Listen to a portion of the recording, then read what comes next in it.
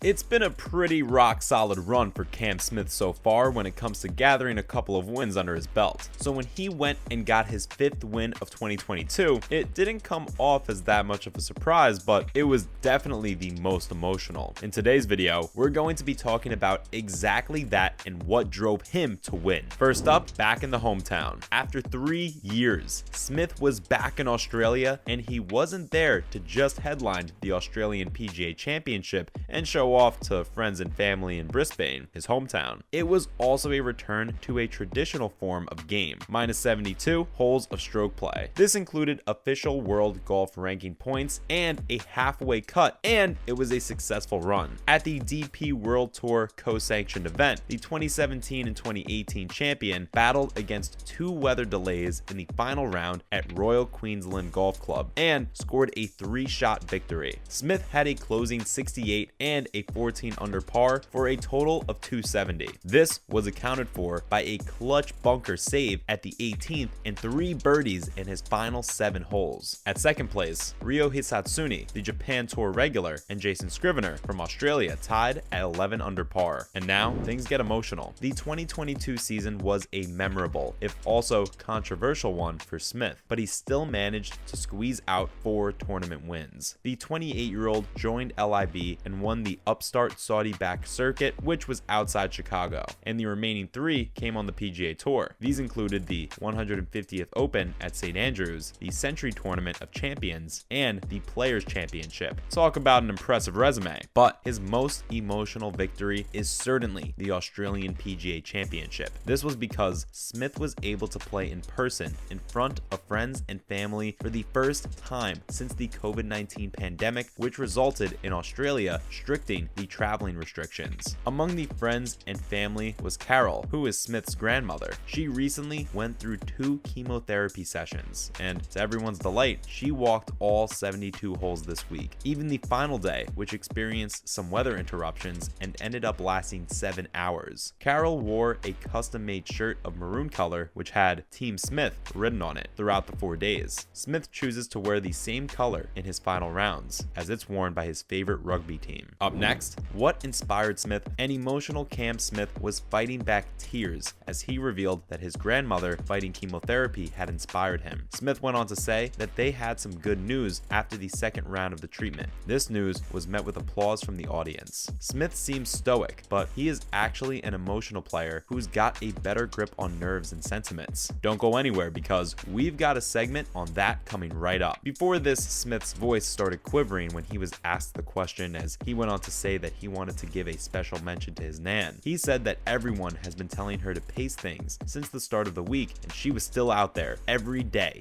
cheering on Smith and supporting him. He also mentioned that coupled with his grandmother's courage, that Sunday was also his Father Day's birthday, and both things worked in unison to inspire him for his victory. He said he got back to the tie for the lead after 11, and he really just wanted to do it for the both of them. And now, emotions in the way? When asked about it, Smith replied by saying that he doesn't let emotions get in the way, and that it's nice to have a little bit of fire in the belly. There was definitely a turning point. This was at the par 3 11th, which was preceded by the first weather delay. There were actually 2 delays, one for the surrounding lightning and another for the heavy downpour. That ended up threatening to push the tournament's finale back to Monday. Smith even admitted to feeling frustrated by the 2 stoppages for bad weather on Sunday. However, soon enough, the players returned to action at 4:05 p.m. Queensland time, and the remaining ones were able to complete the rounds. This all ended with Smith lifting the Joe Kirkwood Cup for a 3rd time after winning the event 2 times prior in 2017 and 2018 when it was played at Royal Pines. Smith went on to say that it was awesome. He didn't think he had it in him this week. He explained that the start of the week was scratchy, but then the game just got better and better as the week stretched on, except the front 9 on that day he mentioned. But how exactly did the events unfold for Smith to get his victory? Let's rewind a little bit. After starting off with a 3-shot cushion, Smith made a bogey, which dropped him to a tie for the lead. This was only moments after Scrivener had birdied the 13th. After this, Smith shot his tee shot into the trees on the par 4 12th, but he managed to hit a lucky flop shot up and over a tree for a birdie. Smith said that Scrivener is a great player, and he expected the pressure he put on him. The reigning British Open champion lifted his successful birdies on the 12th and 13th hole to get back the spot and re-establish his dominance. It was a meaningful win all around for Smith, considering the fact that he also reacted well to criticism after leaving the PGA Tour, where he was establishing a legacy. Criticism came from the likes of 9-time major winner Gary Player, who asked why Smith would do a tour that only has 54-hole events, 48-player fields, and no cut. Fred Couples also spoke up, who is a former Masters winner. He went on to social media and said he was sorry to all his friends and family whose birthdays and weddings he's missed, as he was busy earning a living on the tour. He went on to write that for him, the goal is to earn your way to work weekends, by which he meant 72 holes. This was a reference to one of the reasons mentioned by Smith as to why he left the tour for LIV, setting aside the huge amounts of money and the guaranteed success, which he admitted was a factor in his move. He also said that it had been tough to miss out on family gatherings. After winning LIV's $20 million event in Chicago, he went on to say that he wanted to prove to everyone, including himself, that he was still a good player. Up next, did Smith live up to it? Regardless of the format, Smith's return in Memphis to the PGA Tour's FedEx St. Jude Championship proved he remains one of the best golfers there is. Following Spain's Adrian Otaegui, who took home the trophy in October for the Andalusia Masters, Smith went on to become the second LIV golfer to win a DP World Tour event. The PGA Tour events offered a lot of strength of field, and that level wasn't met at the Australian PGA. But even despite this, Smith stood against DP World Tour winners, the likes of Minwoo Lee, who finished tied 4th at 7 under par, and to mention a few more names, Nikolai Hoygo, Ryan Fox, and Rasmus, as well as Cameron Davis, Lucas Herbert, Mark Leishman, and Adam Scott, who are all PGA Tour winners. This victory of Smith's only racked him